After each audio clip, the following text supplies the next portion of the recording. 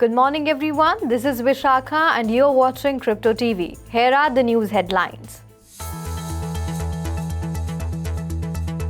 Troubled crypto lender Celsius files for bankruptcy.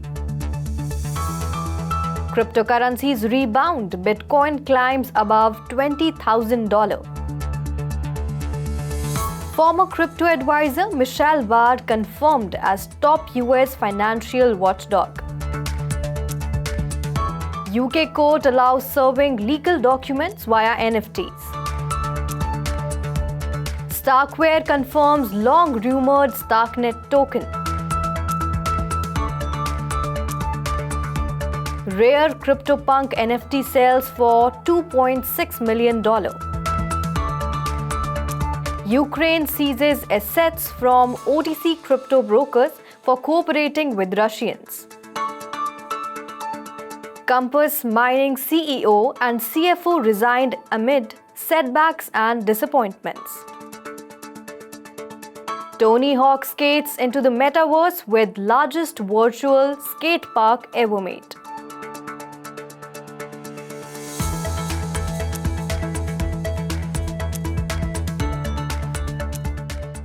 And now the news in detail.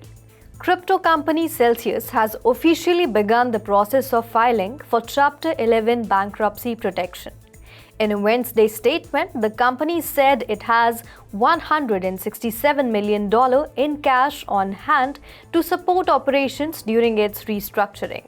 Alex Mashinsky, co-founder and CEO of Celsius, said in a statement that the move was the right decision for the community and company.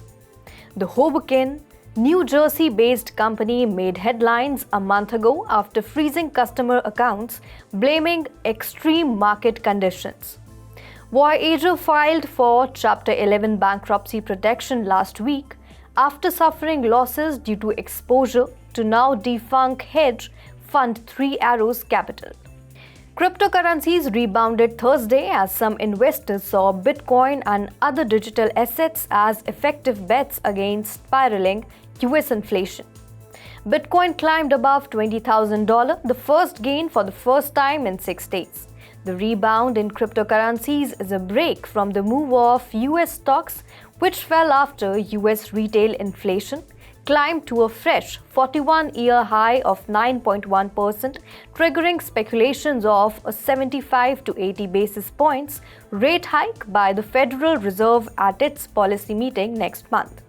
Treasury yields were in focus on Wednesday, with the most dramatic moves happening at the front end of the yield curve.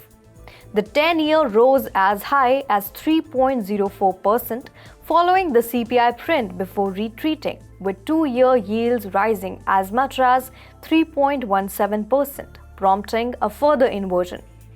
Cryptocurrencies also rose as the dollar retraced from a 20-year high and the euro broke above parity, following a brief dip below after data on Wednesday showed US consumer price inflation surged to a more than 40-year high in June.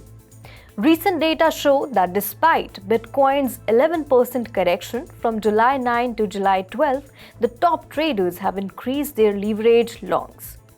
Bitcoin was recently seen trading at around $20,200, up over 4% in the past 24 hours. The rebound in Bitcoin caught several bearish traders unaware, and cryptocurrency exchanges liquidated over $250 million worth of short positions. Ether, the second biggest cryptocurrency, traded at around $1,111, up over 6% in a similar time span. Other major altcoins too traded higher. Michelle Barr, a former Ripple advisor, is set to become the vice chairman for supervision at the Federal Reserve, one of the most important US regulatory rules. Barr, as the head of US banking watchdog, will have a say in how the traditional financial system interacts with cryptocurrencies, especially stablecoins. Barr was a key Treasury Department official during the administration of former President Barack Obama, and on Wednesday, the Senate confirmed his nomination. Though he'll technically be outranked by Fed Chair Jerome Powell, The chairman has said publicly that he'll defer to the vice chair on financial oversight matters.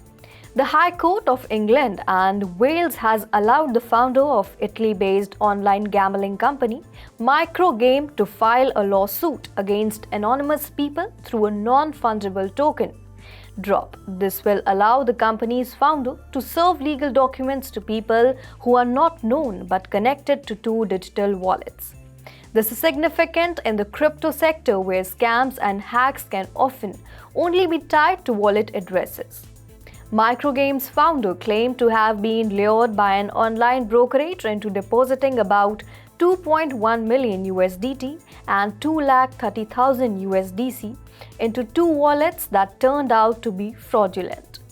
Microgame's founder has identified Binance, Poloniex, Gatepoint.io, OKX and BitCub as holding his crypto. Microgame's founder last month was granted an injunction forbidding the exchanges from moving those assets. StarkWare, which created the StarkNet blockchain scalability solutions, confirmed the creation of the long-rumored StarkNet token to help maintain, secure, and evolve the ecosystem. The existence of a StarkNet token was hinted at on July 12 by emails posted to Twitter by Three Arrows Capital co-founder Su Zhu. According to StarkWare's Medium post, the StarkNet token is needed to operate the ecosystem, maintain and secure it, decide on its values and strategic goals, and direct its evolution. This token will be required for governance, payment of transaction fees on StarkNet, and participation in StarkNet's consensus mechanism. The token will go on Ethereum as an ERC20 token in September.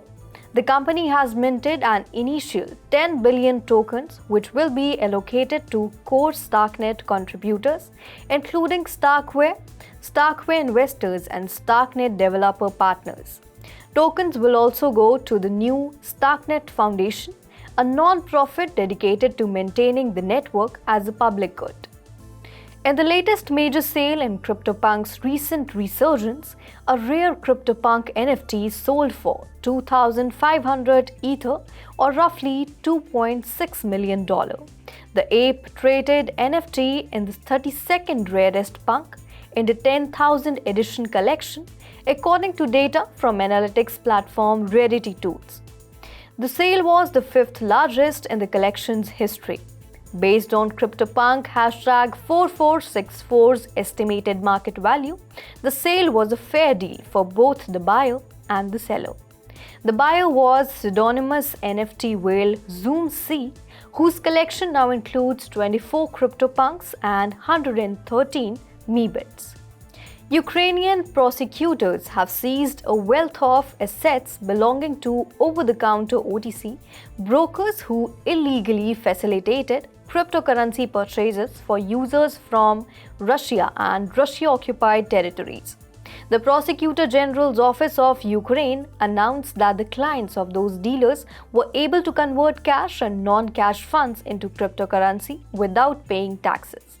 The authorities seized 8,50,000 euros, 4,70,000 $, and 4,60,000 Ukrainian hryvnia, amounting to about $1.67 million in total.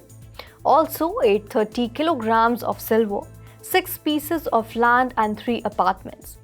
The assets, worth around $3.39 million combined, were handed over to Ukraine's Asset Recovery and Management Agency. Local police are investigating fraud, money laundering, and tax evasion charges against the unnamed criminals. That's all for the news today. Have a good day. This is Vishakha signing off.